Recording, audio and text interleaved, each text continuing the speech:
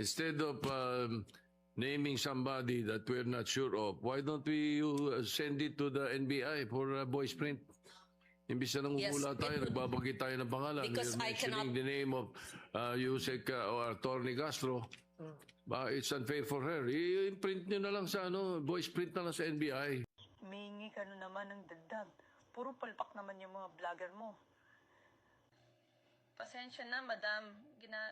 Ginagawa naman po namin lahat yung mga script na fino-forward sa amin eh.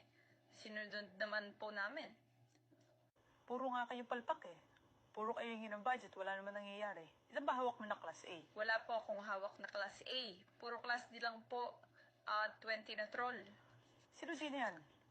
Yung grupo po ni Madarahog, kasama sila Rosalinda at taga-Bukid. Yan ba yung matandang mukhang gorilla na puro live ang pinagagawa? Yes po, madam. Sila din po yung humingi ng dagdag sa budget nila weekly. Talagang kapos Hindi na daw. kami magdadagdag. Puro naman walang kwentang ginagawa ng mga yan. At puro kayo kabobohan sa totoo lang. Puro kayo palpak. Ang sakit naman magsalita, madam. Masakit ba? O masakit na ang bulsa namin dito? Sa totoo lang, nag-aabono na nga ako sa Wala sarili akong kong pera.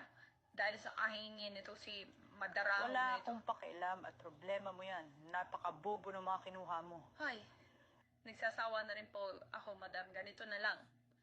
I resign. Starting today. And remind lang po kita, record din to pag-uusap natin. Shit! Pinatayan ako.